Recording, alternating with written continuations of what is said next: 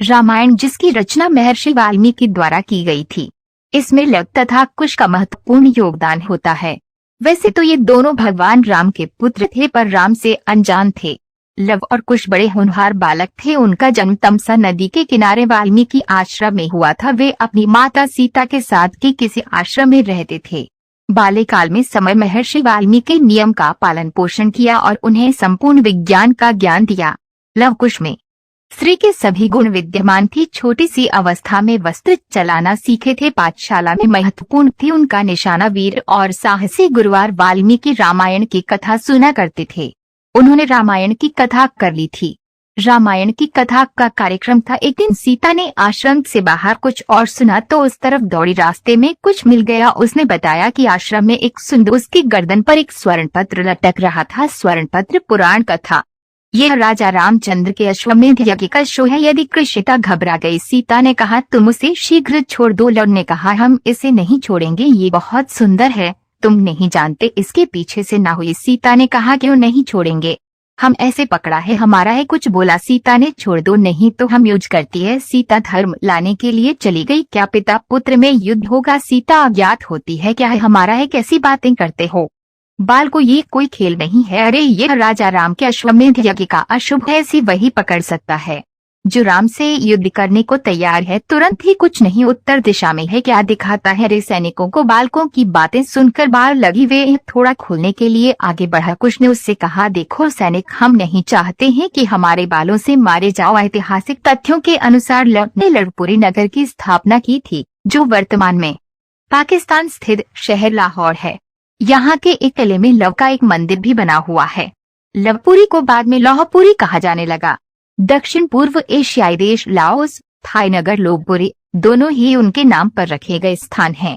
राम के दोनों पुत्रों में कुश का वंश आगे बढ़ा तो कुश से अतिथि और अतिथि से निषुधन से, नब से, पुंडरिक से, क्षेमंद्रवा से, देवानीक से, अहीनक से, रुरु से, पारयात्र से, दल से, छल से, उक्त से, वज्रनाभ से, गण से, व्यूशताश्व से, विश्वसह से, हिरण्यनाभ से, कुश से, ध्रुव संधि से, सुदर्शन से, अग्रिवन से, पद्मवन से, शीघ्र से, मरु से, प्रयुषुत से, उदावसु से, नंदिवर्धन से, सकेतु से, देवराज से, बृहदुक्त से, महावीरी से, सुधृति से, दृष्टकेतु से, हार्य से, मरु से, प्रतींदक से, कुतिरथ से, देवमीड़ से, विबुध से, महाधृति से, कीर्तिराज से, महारोमा से, स्वर्णरोमा से और ह्रस्वरोमा से सीरध्वज का जन्म हुआ।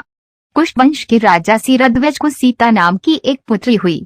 सूर्यवंश इसके आगे भी बढ़ा, जिसमें कृति नामक राजा का पुत्र जनक हुआ, जिसने योग मार्ग का रास्ता अपनाया था। कुश वंश से ही कुशवाहा, मौर्य, सैनी, शाक्य संप्रदाय की स्थापना मानी जाती है। एक शोधानुसार लव और कुश की 50वीं पीढ़ी में शल्य हुए, जो महाभारत युद्ध में कौरवों की ओर से लड़े थे। ये इसकी गणना की जाए तो लव और कुश महाभारत काल के 2500 वर्ष पूर्व से 3000 वर्ष पूर्व हुए थे।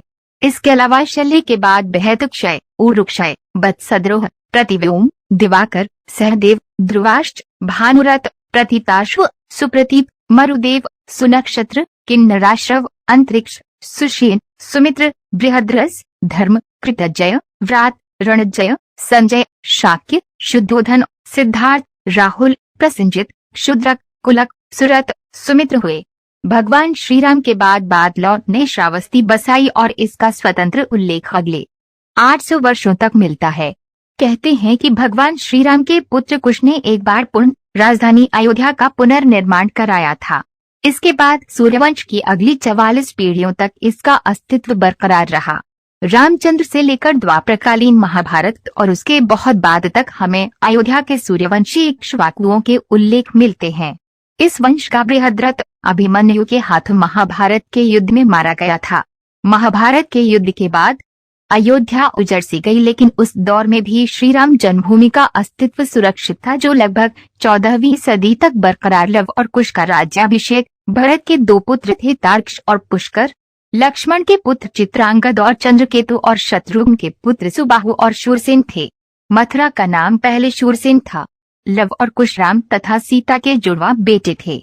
जब राम ने वानप्रस्थ लेने का निश्चय कर भरत का राज्याभिषेक करना चाहा तो भरत नहीं माने। अत दक्षिण कोसल प्रदेश छत्तीसगढ़ में कुश और उत्तर कोसल में लव का अभिषेक किया गया। राम के काल में भी कोशल राज्य उत्तर कोशल और दक्षिण कोसल में विभाजित था। कालिदास के रघुवंश अनुसार राम ने अपने पुत्र लव को शरावती का और कुश को कुशावती का राज्य दिया था। शरावती को श्रावस्ती माने तो निश्चय ही लव का राज्य उत्तर भारत में था और कुश का राज्य दक्षिण कोसल में। कुश की राजधानी कुशावती आज के बिलासपुर जिले में थी। कोसला को राम की माता कौशल्या की जन्मभूमि माना जाता है। रघुवंश के अनुसार कुश को अयोध्या जाने के लिए विंध्याचल को पार करना पड़ता था। इससे भी सिद्ध होता है कि उनका राज्य दक्षिण कोसल